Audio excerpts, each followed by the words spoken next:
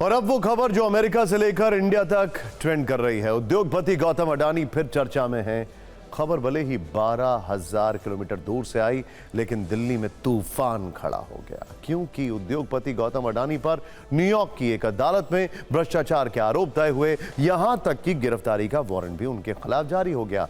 हालांकि अडानी ग्रुप ने सफाई देते हुए आरोपों को खारिज कर दिया। इसके बावजूद इस ग्रुप के सारे शेयर आज लाल निशान पर बंद हुए। 2 में तो लोअर सर्किट तक लग गया, यानी कि वो इतना नीचे गिर गए कि स्टॉक मार्केट को उस पर होल्ड लगाना पड़ा थोड़ी देर के लिए। लोअर सर्किट का मतलब यह होता। अडानी मामले की आंच सियासत में भी महसूस हुई। खुद राहुल गांधी ने आज फिर उनके खिलाफ मोर्चा संभाला। अब आपके मन में कुछ सवाल रहेंगे, जैसे गौतम अडानी पर क्या आरोप है, ये कितने गंभीर हैं, वो अमेरिका जा पाएंगे या नहीं।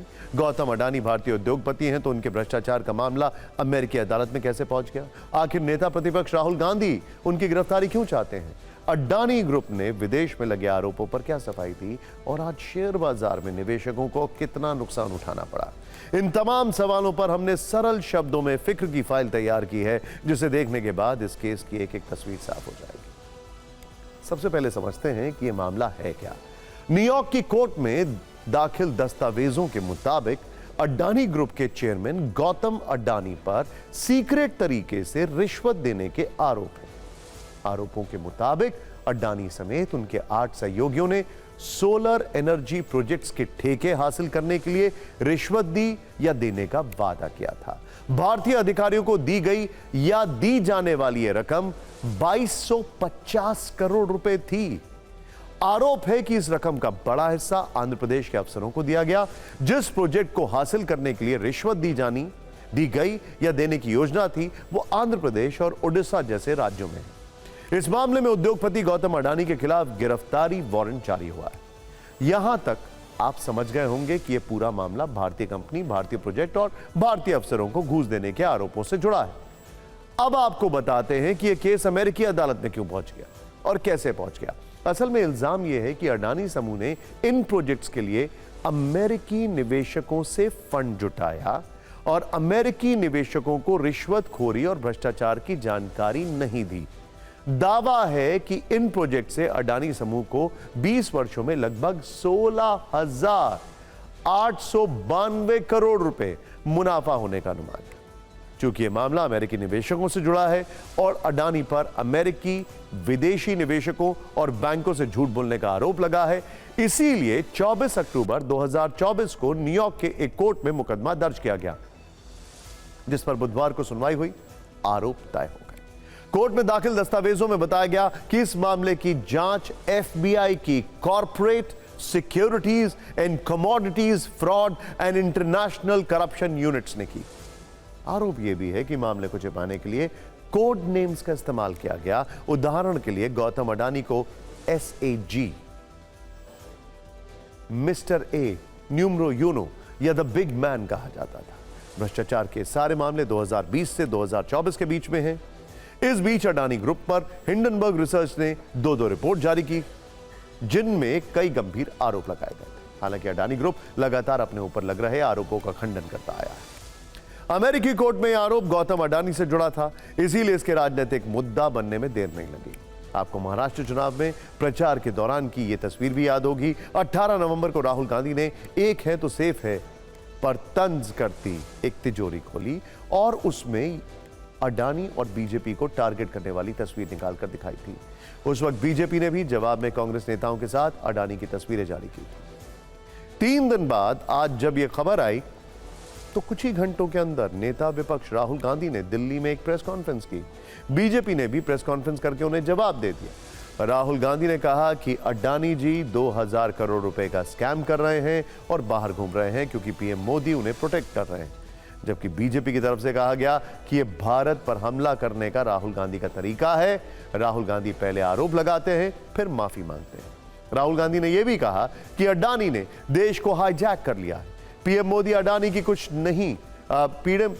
अडानी की को कुछ नहीं कर सकते।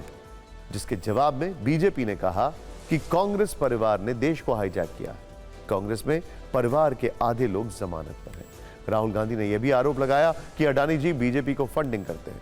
जब तक अडानी गिरफ्तार नहीं होंगे तब तक बात नहीं बनेगी। बीजेपी ने कहा कि जहां जहां कांग्रेस की सरकार रही वहां गौतम अडानी ने निवेश किया। राहुल जी जवाब दें कि आपकी सरकारों ने क्यों मदद की। कुल मिलाकर दोनों तरफ से अडानी के मुद्दे पर तीखे बाण चले। अंततः राहुल गांधी ने संकेत दे दिया कि आने वाले संसद सत्र में इस मुद्दे को उठाया जाएगा, जबकि बीजेपी इस मुद्दे की टाइमिंग पर सवाल उठा रही है। कह रही है कि जब देश के प्रधानमंत्री को विदेश में सम्मान मिल रहा है तो छवि खराब करने की कोशिश की जा रही है। अडानी कुछ भी कर ले, हिंदुस्तान के प्रधानमंत्री और एक नेटवर्क, जिस नेटवर्क को हम एक्सपोज करके देश को दिखाएंगे, ये एक व्यक्ति नहीं है, ये अलग अलग पोजीशंस में लोग बैठे हुए हैं और एक एक करके हम आपको दिखाएंगे ये कौन लोग हैं। माधवी बुच का हमने आपको क्लियरली दिखाया है और आगे भी हम आपको रिवील करेंगे ये लोग कौन हैं जिन्होंने हिंदुस्तान को हाईजैक किया है।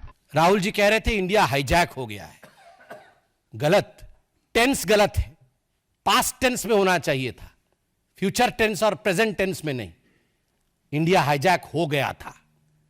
गांधी परिवार, ये नकली गांधी परिवार उसके हाईजैकर थे। कमांडो ने मुक्त कराया है हाईजैकिंग से। अडानी जी ने मोदी जी की मदद से बांग्लादेश में काम किया है, वहां इन्वेस्टिगेशन शुरू हुआ है। श्रीलंका में वहां पे इन्वेस्टिगेशन की बात हो रही है। डिफेंस, हाँ, केन्या में।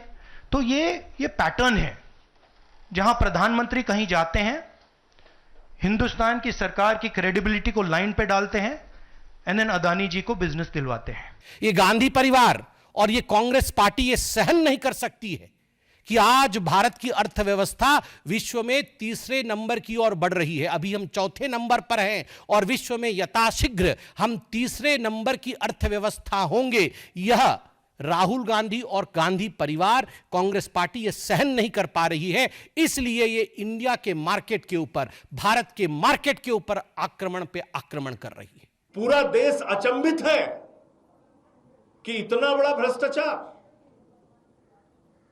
इतना बड़ा लूट का धंधा प्रधानमंत्री जी के और भाजपा के नेतृत्व में पूरे देश में चल रहा है। कहीं कोई जांच नहीं, कहीं कोई कार्रवाई नहीं, सारे सबूत हैं, सारे साक्ष्य हैं, उसके बावजूद राहुल गांधी कोई लिख के देता है, ये प्रॉम्प्टर है और इनको मानिया हो गया है। ये अडानी फोबिया से ग्रसित हैं। इन्हें कभी राफेल में माफी मांगना पड़ा, मोदी जी को गाली दिए उसमें माफी मांगना पड़ा। वैसे राजनीतिक हंगामे के बीच अडानी समूह ने एक सधी हुई और नफे-तुले शब्दों में सफाई जारी की है। इसमें कहा गया है कि अडानी ग्रीन एनर्जी लिमिटेड के डायरेक्टर्स के खिलाफ United States Department of Justice और United States Securities and Exchange Commission की ओर से लगाए गए आरोप निराधार हैं। ये सिर्फ आरोप ही हैं।